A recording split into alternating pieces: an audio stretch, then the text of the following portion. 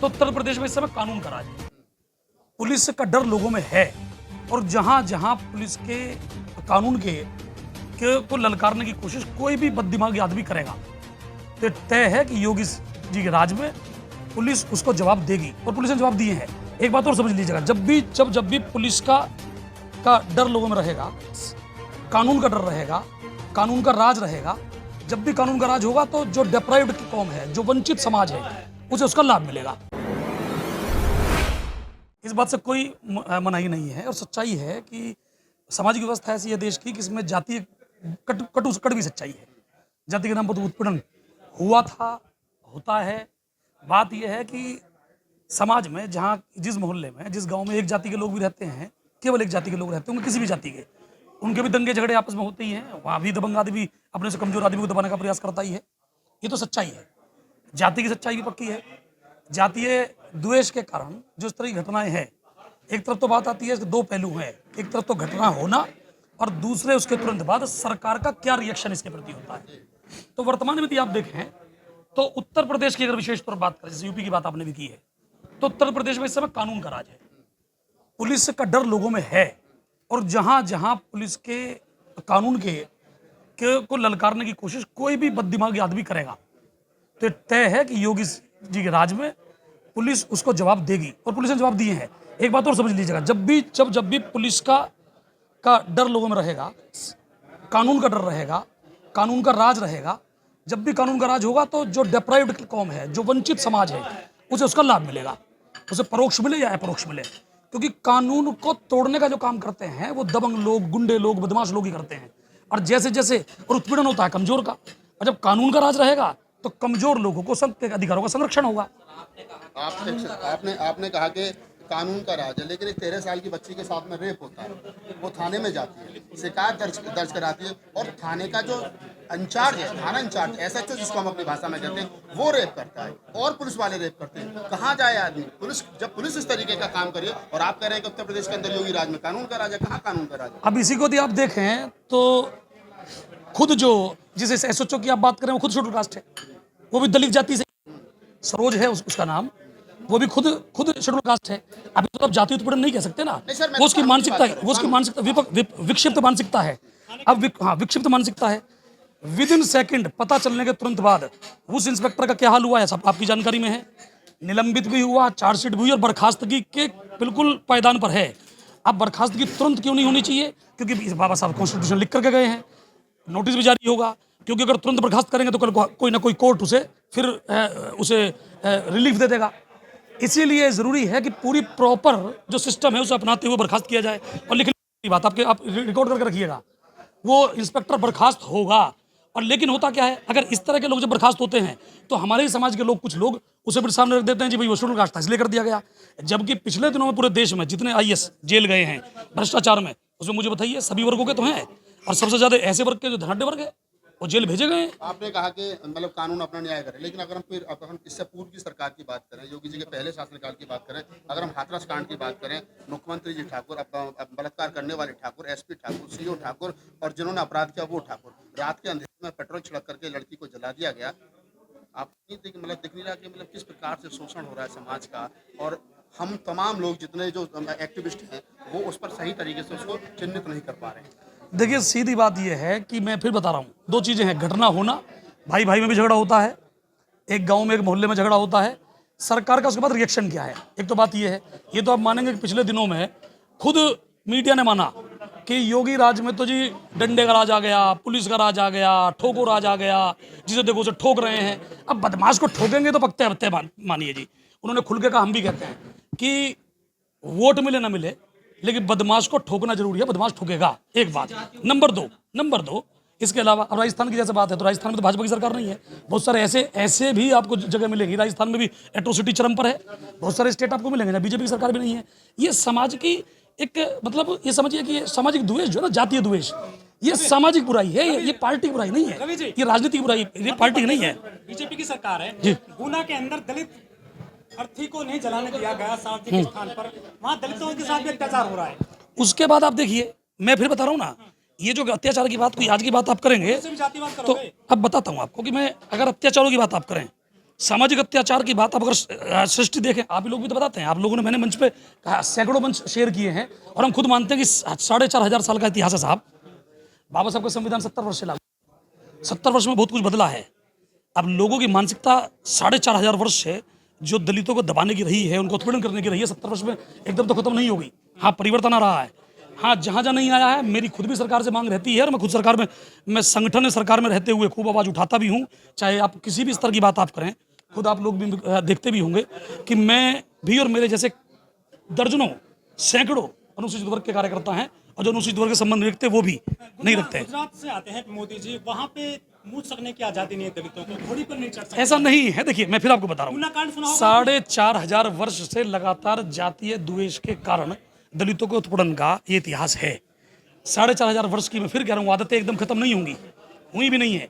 बल्कि मैं ये मानता हूँ कि जैसे जैसे दलित एम्पावर्ड हुआ है, सशक्तिकरण बढ़ा है, तो कुछ लोगों में इसे लेकर के और अधिक द्वेष बढ़ा है कि भाई जो लोग हमारी गुलामी करते थे वो हम राज कैसे कर लेंगे, जो हमारे सामने खाट चारपाई पे बैठ नहीं सकते थे वो ऊंची कुर्सियों पर आ कैसे गए। निश्चित तौर पर ऐसा होगा। अब उसके लिए हमें संयम से भी काम लेना है, उसके लिए हमें संवैधानिक दायरे में रहते हुए, संसदीय दायरे में रहते हुए विरोध भी करना है।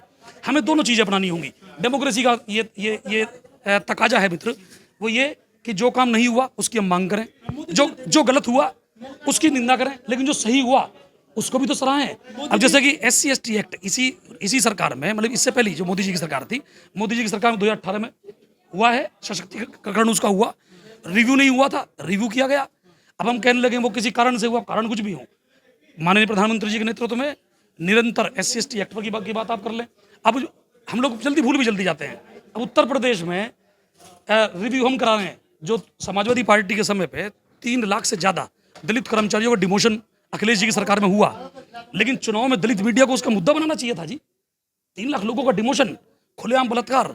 अब बहन जी पर भी तो हमले किए थे उन लोगों ने, मायावती जी को मारने की कोशिश की थी उन लोगों ने। हम 3 बार मुख्यमंत्री बनाते हैं साहब जी।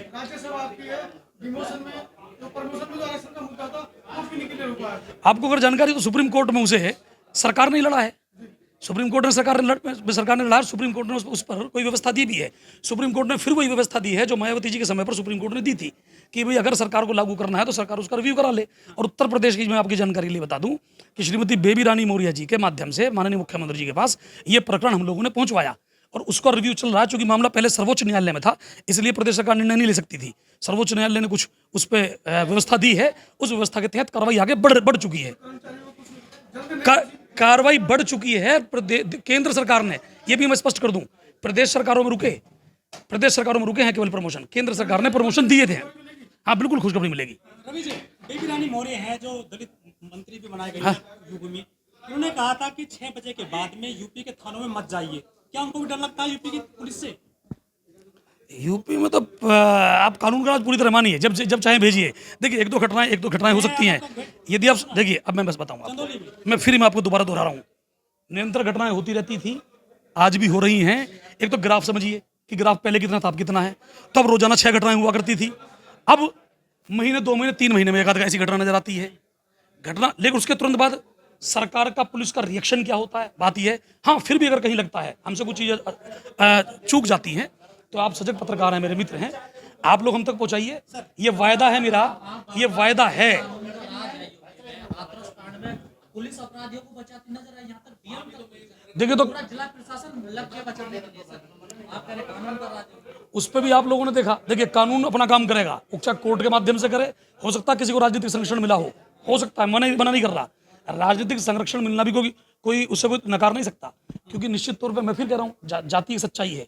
जाति के कारण हो सकता है, वर्ग के कारण हो सकता है, किसी के जान पहचान के कारण हो सकता है, लेकिन इस देश का संविधान परम पूज्य बाबा साहब ने लिखा है, उस संविधान की बदौलत ही पूरा देश चल रहा है। कानून से कोई बचेगा नहीं, तय मानिए। आपके लिए समाज पहले है पार्टी? समाज का मैं भला कर पाऊंगा तो ही पार्टी का भला करूंगा, तो समाज तो पहले होगा ही। समाज सर्वोपरि है ही। समाज का भला करूंगा तो ही पार्टी का भला कर पाऊंगा। मैं समाज का भला ना कर पाऊंगा तो पार्टी का भला कैसे कर पाऊंगा जी? रवि जी, 2016 में मोदी जी ने कहा था खुले मन से हाँ। कि मेरे दलित भाइयों को सूट मत करो, चाहे मुझे सूट करो। मोदी जी का बयान किस तरह से देखते हैं? इसे मैं इस तरह देखिए, आप देखिए, भारत में अगर आप पंचायती राज व्यवस्था की बात आप करो, जो लिखा है संविधान में, तो पंचायत राज व्यवस्था में सरपंच की एक बड़ी भूमिका होती है। उससे पहले मोदी जी ने 2-4 बार लोगों से अपील की कि आप गोरक्षा के नाम पे, ऐसी सब चीज़ों के नाम पे वंचित लोगों का शोषण ना करें। लेकिन कुछ फर्जी लोग फिर दोबारा आए, फर्जी लोग आते रहे, उन्होंने गलत तरीके से दलितों का उत्पीड़न किया। जब आदमी ज़्यादा दुखी हो जाता है ना, सरपंच को वो दुखी हो जाता है, जैसे घर का पिता कहने लगता है कि बस अब कमजोर को मत छेड़, तेरी दिल की आग शांत नहीं होती तो ले मुझे मार, अगर तो दिल की आग शांत करनी है। मोदी जी के भाषण को उस तरह लीजिए, उन्होंने सरपंच की तरह से उस भूमिका को निभाया और मोदी जी ने तब ये कहा कि तुम्हारे अगर दिल में ज़्यादा आग है तो उस वंचित की तरफ क्यों जा रहे हो, मुझे मारो ना, तुम हिम्मत है तो मुझे मारो। यानी कि उन्होंने ललकार के कहा, उन्हें जो शोषक था उसे ललकार के कहा कि शोषितों को, वंचितों को सताने से अच्छा अगर तुम्हें हिम्मत है तो आओ मुझे दो सजा।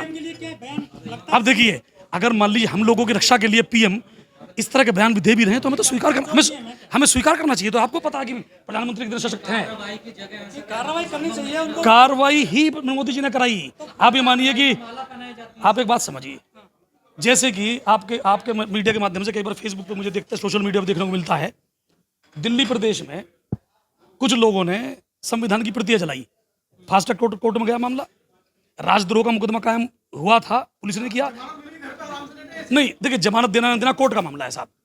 अब अदालत के मामले पे सरकार कुछ नहीं कह सकती, कोर्ट का मामला है, जमानत देना ना देना कोर्ट का मामला है। पुलिस ने राजद्रोह का मुकदमा कायम किया, उसके बाद उन पर चार्ज भी फ्रेम हुए, सजा भी इसी हमारे। अब देखिए, वो व्यवस्था मैं न्यायपालिका पर टिप्पणी नहीं करूंगा। देखिए, न्यायपालिका पर टिप्पणी नहीं करूंगा। पुलिस ने मुकदमा राजद्रोह में किया, जो धाराएं लगानी थी लगाई। अब जमानत देना ना देना ये तो जज का मामला है।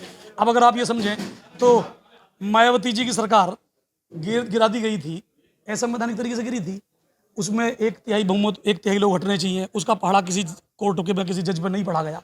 अब इसमें मैं टिप्पणी करूं, उसका क्या मतलब है? सर, लोग कहते हैं कि जो एससी आयोग है ना, बिना दांत का शेर है, वो इसमें कितनी सच्चाई है? अभी माननीय आयोग के अध्यक्ष जी ने आपके सामने कहा, और माननीय दुष्यंत गौतम जी हमारी पार्टी के राष्ट्रीय महामंत्री भी हैं और राज्यसभा के सांसद भी हैं, उनके सामने अपील भी उन्होंने की कि और शक्तियां बढ़ाई जानी चाहिए और पार्लियामेंट में इस चीज़ पर विचार किया जाना चाहिए।